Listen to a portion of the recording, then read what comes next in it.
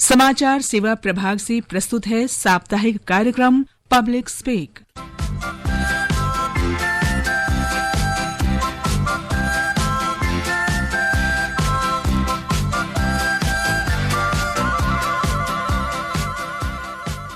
नमस्कार श्रोताओ, public speak कार्यक्रम में आपका स्वागत है। मैं हूं मुकेश कुमार।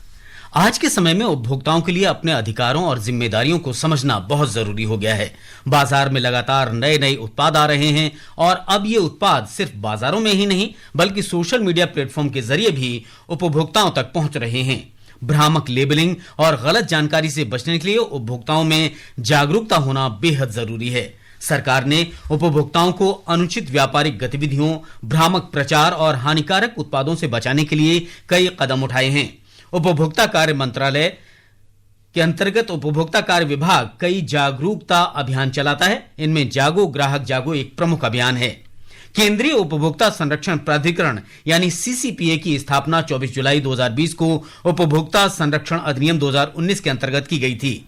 इसका मुख्य उद्देश्य उपभोक्ताओं के हितों की रक्षा करना और उन्हें अनुचित व्यापारिक गतिविधियों से बचाना है। तो पब्लिक स्पीक कार्यक्रम में आज का विषय है भ्रामक लेबलिंग और उपभोक्ता अधिकार जागरूकता यानी misleading labelling and consumer rights awareness.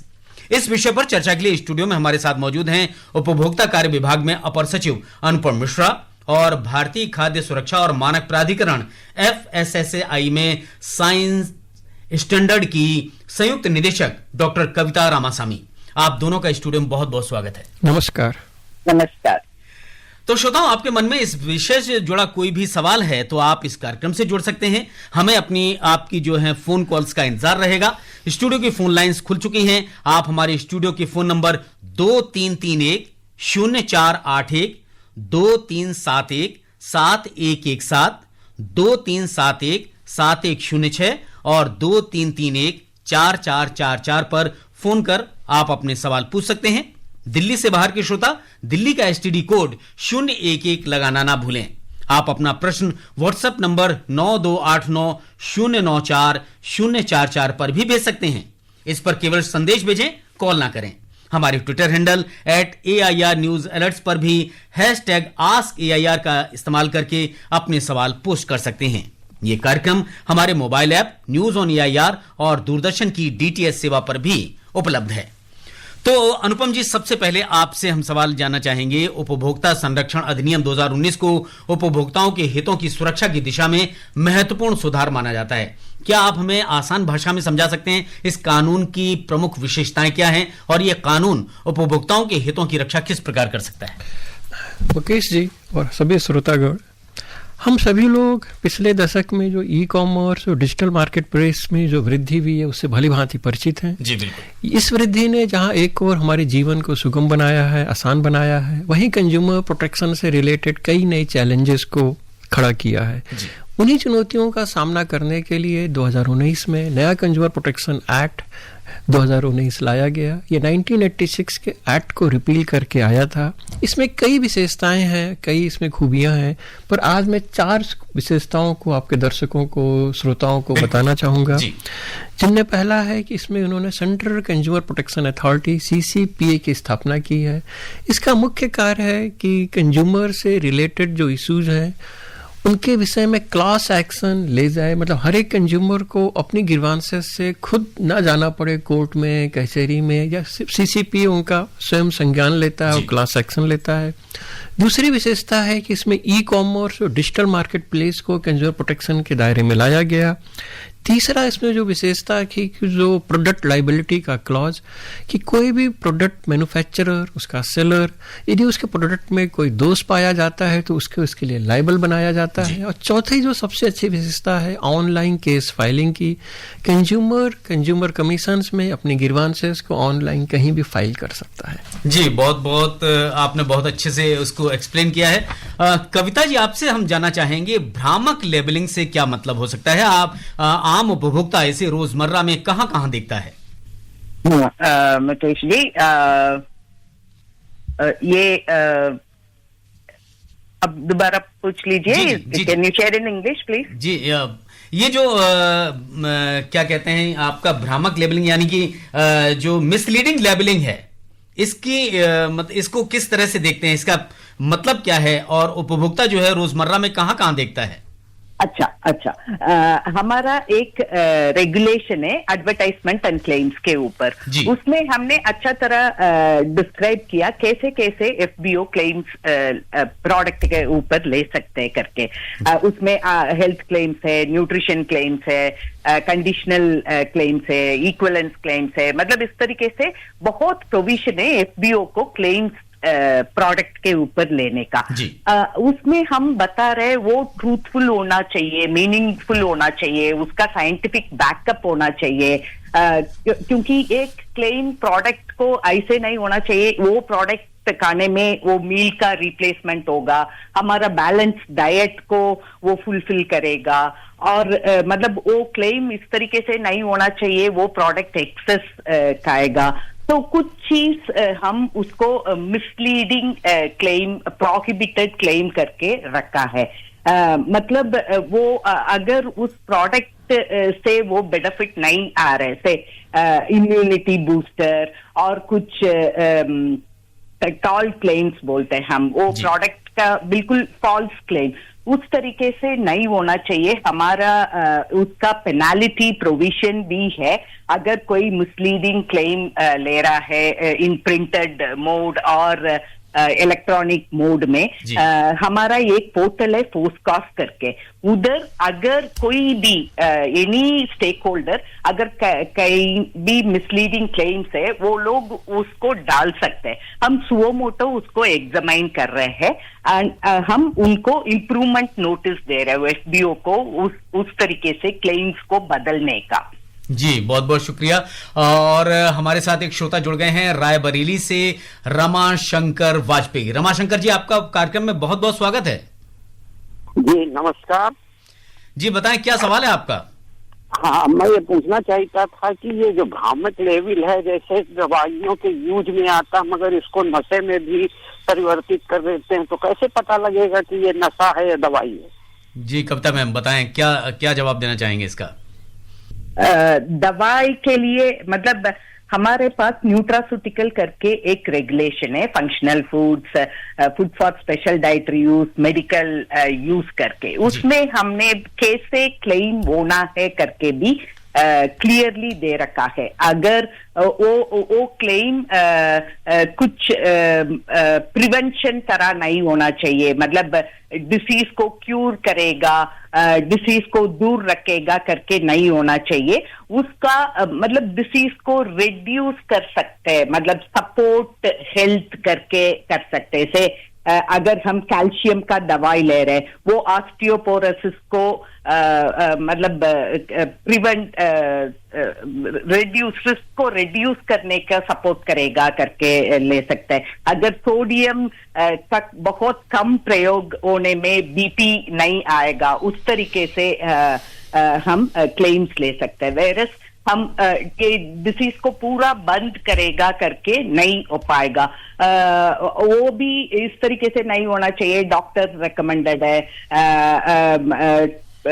उस तरीके से भी नहीं होना चाहिए। कुछ मेडिकल प्रोडक्ट्स मतलब food for special medical purpose के लिए हम बता देते वो डॉक्टर के रिकमेंडेशन पे लेना चाहिए करके। जी बिल्कुल। और अनुपम जी आपसे पूछना चाहेंगे कि सीसीपीए यानी केंद्रीय उपभोक्ता संरक्षण प्राधिकरण की भूमिका क्या है? पिछले एक साल में सीसीपीए ने कौन सी बड़ी कार्रवाइयां की हैं? सीसीपीए की स्थापना जुलाई 2020 में हुई थी। पिछले 5 वर्षों में इसने करीब 500 से ज्यादा नोटिसेज इशू किए हैं। बहुत बड़ी कार्रवाई। और ये जो नोटिसेज हैं विशेष रूप से जहां भी unfair trade practices, misleading advertisements या वायलेशन ऑफ कंज्यूमर राइट्स पाया गया है, उन क्षेत्रों में ये नोटिसेस दिए गए हैं जहां कंज्यूमर्स का एज ए क्लास उनके इंटरेस्ट को प्रोटेक्ट करना जरूरी था। कुछ जो बड़ी कार्यवाही हुई है वो है, सबसे बड़ी है कोचिंग इंस्टीट्यूट्स में। हम सब जानते होंगे बहुत ही मिसलीडिंग एडवर्टाइजमेंट आते थे। कोचिंग इंस्टीट्यूट्स क्लेम करते थे कि जब यूपीएससी का रिजल्ट आता था हमारे इंस्टीट्यूट से 500, 600, 300 बैनर लगे होते थे। इनफैक्ट यदि आप सारे जितने भी कोचिंग इंस्टीट्यूट एडवर्टाइजमेंट करते थे, यदि आप उनके छात्रों की संख्या ऐड कर ले तो यूपीएससी के सिलेक्शन से भी कई बार ज्यादा हो जाती थी। जी। तो इनको करीब 50 से ज्यादा कोचिंग इंस्टीट्यूट्स पर एक्शन लिया गया, जिसमें कई बड़े नामी कोचिंग इंस्टीट्यूट भी शामिल हैं। दूसरा जो बड़ी कार्यवाही सीसीपी ने की है पिछले वर्षों में, वो है डार्क पैटर्न को लेकर।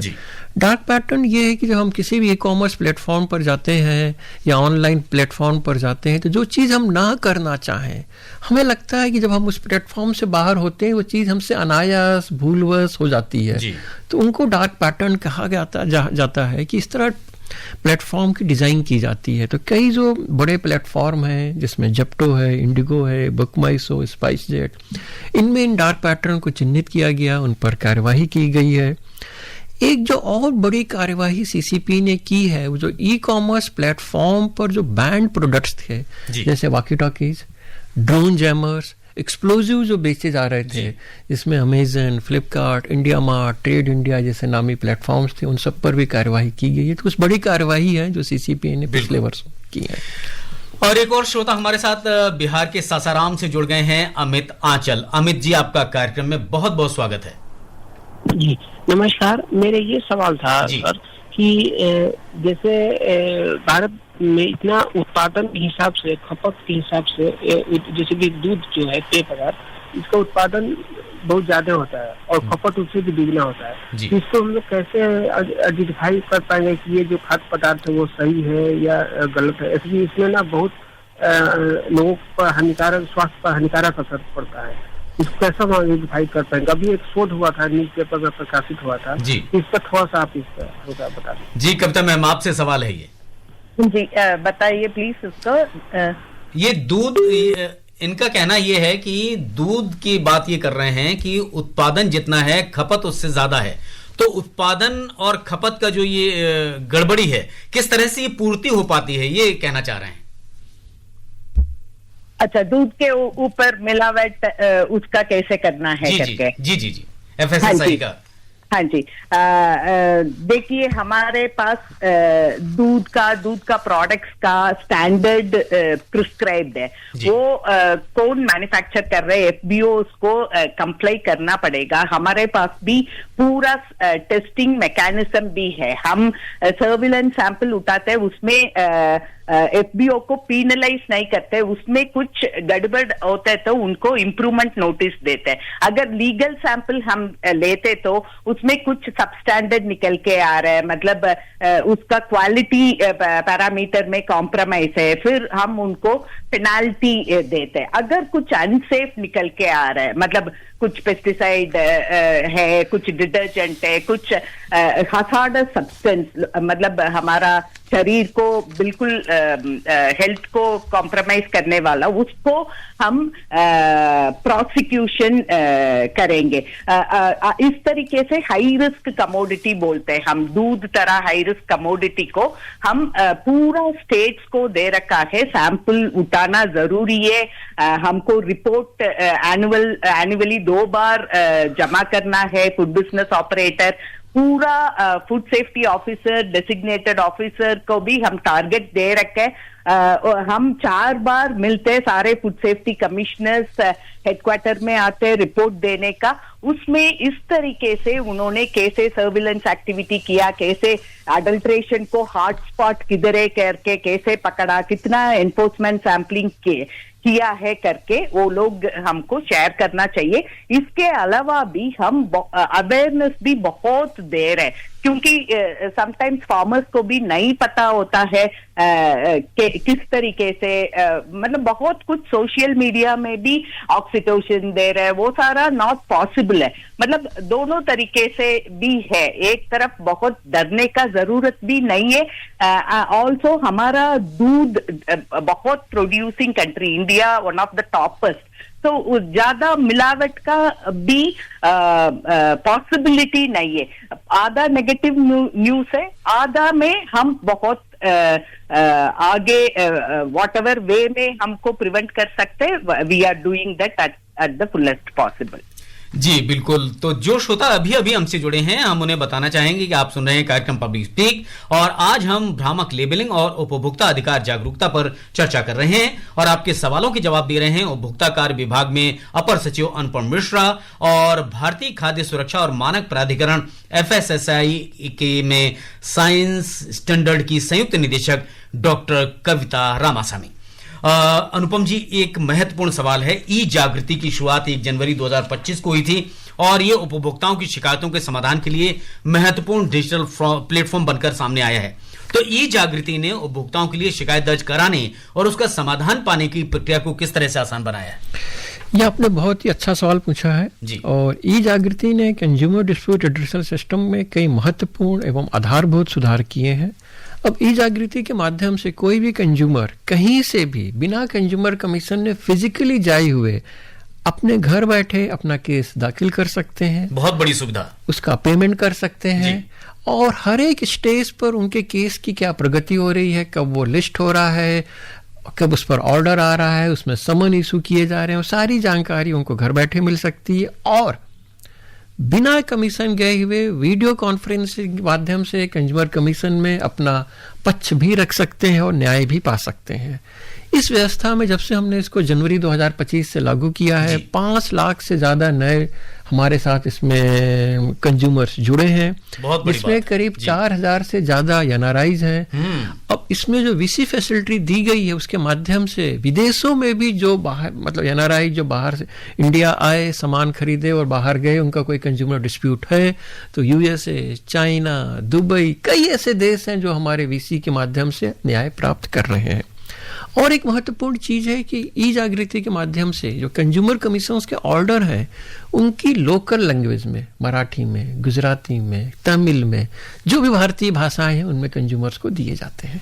ये बहुत बड़ी पहल है। और एक और श्रोता हमारे साथ महाराष्ट्र के श्रोता जुड़े हैं, श्रीकांत जाखड़े। श्रीकांत जी, आपका कार्यक्रम में बहुत बहुत स्वागत है। हेलो, नमस्कार जी। श्रीकांत जी, सवाल जाखड़े बोल रहा हूँ पूरे महाराष्ट्र से जी। तो मेरा सवाल ये है कि जैसे कोई भी हम इलेक्ट्रॉनिक चीज वगैरह खरीदते हैं तो वो फ्रेश है या फिर सेकंड हैंड है जी, तो ऊपर से तो लेबल सेम रहता है, तो इसके समाधान का क्या मतलब तरीका क्या है? मतलब कविता मैम, आपसे सवाल है ये। हाँ जी, क्वेश्चन ये है, मतलब कुछ सामान खरीदने में वो फ्रेश है और ड्यूरेशन को ऊपर हो गया, वही उनका सवाल है ना? हाँ जी, मतलब एनी प्रोडक्ट शेल्फ लाइफ हम अथॉरिटी डिटरमाइन नहीं करेंगे, मतलब उसका प्रोडक्ट रूम टेम्परेचर में और रेफ्रिजरेटर टेम्परेचर में कितना दिन रहेगा, 1 साल और 6 मंथ्स, वो FBO टेस्ट करके वो प्रोडक्ट का नेचर के हिसाब से वो एक्सपायरी डेट देता है। डेट ऑफ मैन्युफैक्चरिंग भी देना जरूरी है, मैंडेटरी है। Same way date of expiry भी देना जरूरत है।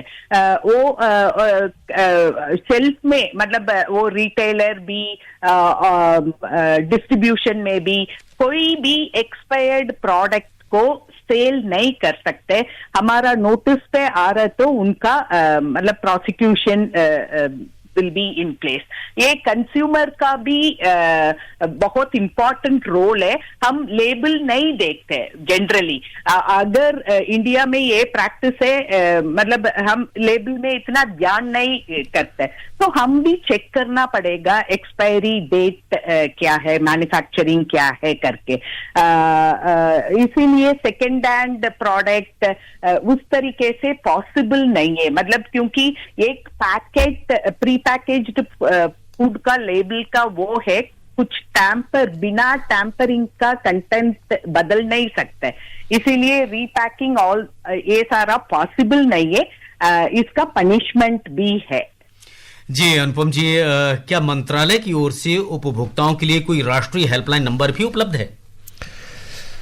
जितने भी उपभोक्ता हैं उनका यह अधिकार है कि उनकी किसी भी वस्तु से, किसी भी सेवा से जो खरीदते हैं, कोई शिकायत हो तो उस शिकायत का निवारण करवाना जी। इसके लिए उपभोक्ता मंत्रालय विभाग एक नेशनल कंज्यूमर हेल्पलाइन जो कि 1915 है, ये टोल फ्री है जी। इसमें आप अपनी शिकायत कर सकते हैं। यह 17 भाषाओं में उपलब्ध है जी। इसके साथ ही साथ ये हमारे पोर्टल पर और व्हाट्सएप पर भी उपलब्ध है। व्हाट्सएप नंबर है 88001915।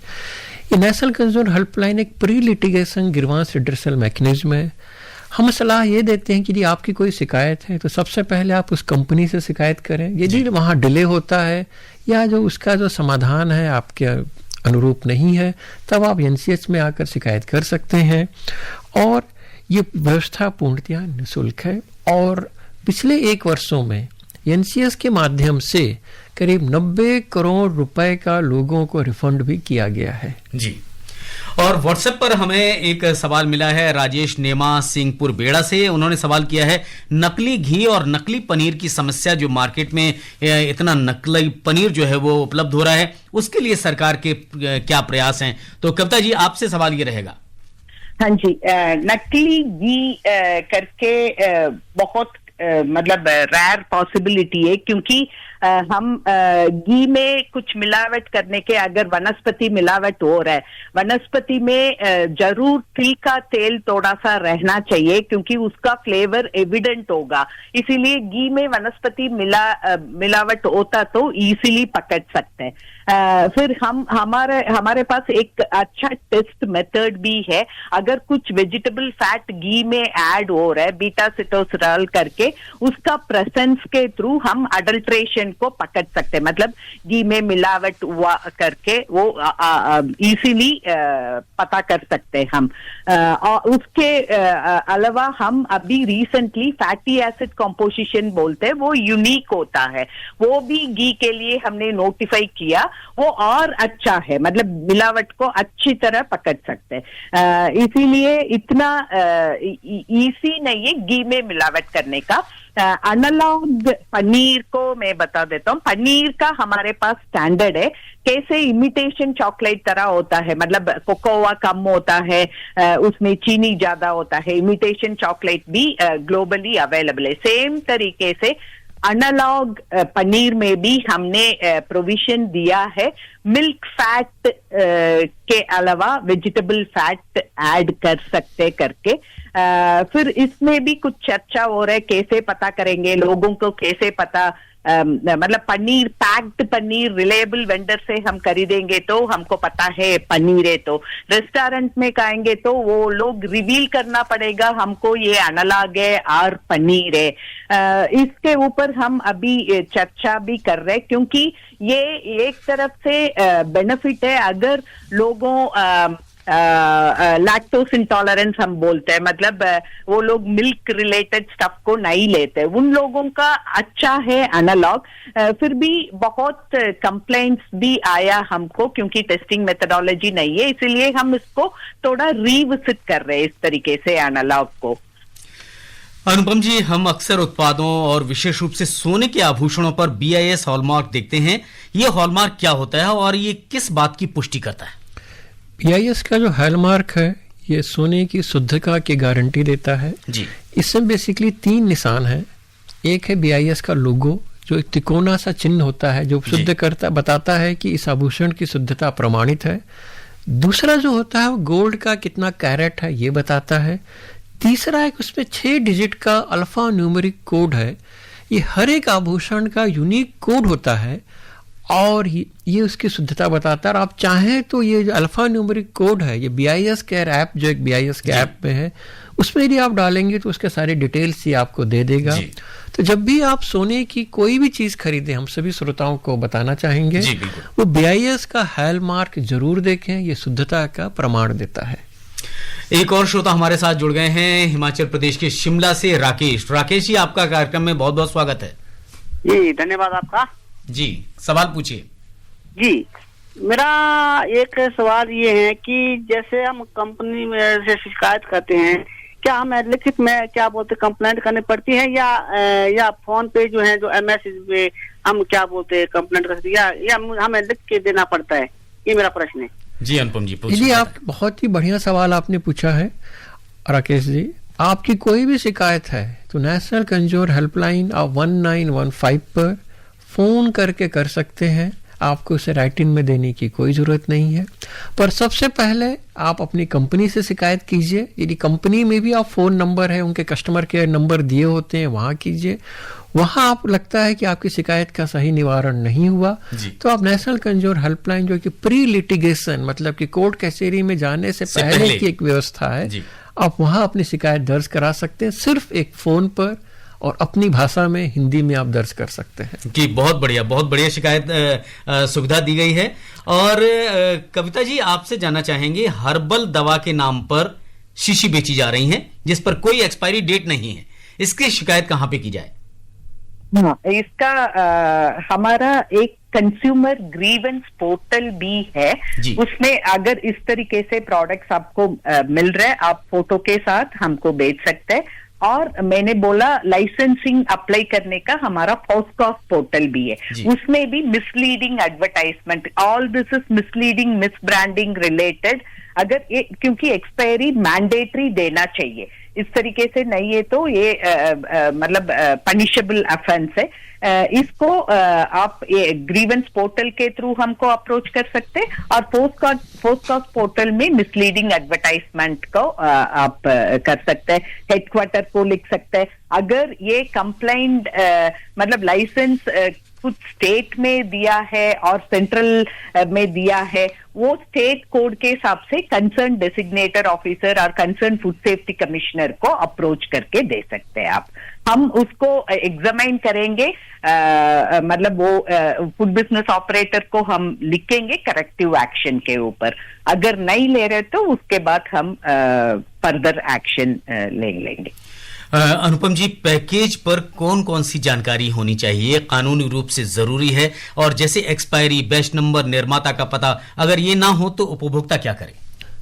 पैकेज पर कई, एक तो फूड सेफ्टी एक्ट में पैकेज पर कई डिटेल्स फूड रिलेटेड देने की अनिवार्यता है। उसके साथ साथ लीगल मेट्रोलॉजी एक्ट में पैकेज कमोडिटी रूल्स में भी कई डिक्लेरेशंस देने जरूरी होते हैं, जिसमें सबसे महत्वपूर्ण है एमआरपी, उसकी मैक्सिमम रिटेल प्राइस क्या है, प्रोडक्ट की एक्सपायरी डेट क्या है, कंट्री ऑफ ओरिजिन, वो प्रोडक्ट किस देश का बना हुआ है, कहाँ से है, manufacturers name and address, net quantity 1 kilo है, वजन उसका कितना है, डेट ऑफ मैन्युफैक्चर और उसके कस्टमर केयर डिटेल। इनफैक्ट यदि जो उपभोक्ता है कोई भी सामान खरीदने से पहले उसके पैकेज पर दिए हुए सारे डिटेल्स यदि अच्छे से पढ़ते हैं तो उनको उस प्रोडक्ट के रिलेटेड कई जानकारियां उनको मिल सकती हैं। और अंत में जानना चाहेंगे कि एक जागरूक उपभोक्ता की सबसे बड़ी पहचान क्या है? एक जागरूक उपभोक्ता की सबसे बड़ी पहचान है कि पहला, पैकेज कमोडिटी में दिए गए सारे डिटेल्स को अच्छी तरह पढ़ता है, नंबर 1। नंबर 2, कोई भी सामान खरीदने से पहले उसका बिल लेता है। तीसरा, यदि उसके कोई शिकायत है तो उसके निवारण के लिए शिकायत करता है अपने ग्रीवांस रिड्रेसल मैकेनिज्म के थ्रू। ये 3 जागरूक उपभोक्ता की सबसे बड़ी पहचान है। कविता जी, आपके अनुसार एक जागरूक उपभोक्ता की सबसे बड़ी पहचान क्या हो सकती है? जी, एक इन्फॉर्म्ड चॉइस होने का, लेबलिंग को पढ़ना बहुत इम्पोर्टेंट है कंज्यूमर के तरफ से, क्योंकि रेगुलेटर स्टैंडर्ड्स दे देगा। फूड बिजनेस ऑपरेटर क्या क्या कंप्लाई करना है वो लोग कंप्लाई करेंगे, कुछ इनएडवर्टेंटली भी मिस कर सकते हैं, क्योंकि फूड सेफ्टी शेयर्ड रिस्पॉन्सिबिलिटी है, regulator, food business operator and consumer. So consumer का भी इक्वली इम्पोर्टेंट रोल है। लेबल में क्या दिया है, हम बहुत कुछ चीज में सर्विंग साइज मिस कर देते हैं। आजकल हम बताते हैं, मतलब सिर्फ मैन्युफैक्चरिंग एक्सपायरी देखना हमारा आदत है, वो छोड़ के कौन सा इंग्रेडिएंट्स है वो डिसेंडिंग ऑर्डर में दिया होता है। अगर फैट ज्यादा है, शुगर ज्यादा है, सॉल्ट ज्यादा है, मतलब ये सारा कॉमन मैन को समझ आना चाहिए। सर्विंग साइज, एक पैकेट में चिप्स में 4 सर्विंग है तो हम पूरा पैकेट नहीं लेना चाहिए। All this is very important हमारा हेल्थ के हिसाब से। अगर कुछ कंप्लेंट भी उधर हम मतलब कुछ इश्यूज है, कुछ स्टॉल क्लेम्स है, कंज्यूमर कैसे अप्रोच जी कविता जी, समय अब समाप्त हो रहा है, घड़ी की सुइयां इशारा कर रही हैं, आपसे विदा लिया जाए। तो हमारे साथ आज जो भी श्रोता जुड़े और उपभोक्ता कार्य विभाग में अपर सचिव अनुपम मिश्रा और भारतीय खाद्य सुरक्षा और मानक प्राधिकरण की साइंस स्टैंडर्ड की संयुक्त निदेशक डॉक्टर कविता रामास्वामी, आप दोनों का बहुत बहुत शुक्रिया, धन्यवाद। तो श्रोताओं, इसी के साथ आज का पब्लिक स्पीक कार्यक्रम यहीं पर समाप्त होता है। मुकेश कुमार को अनुमति दीजिए, नमस्कार।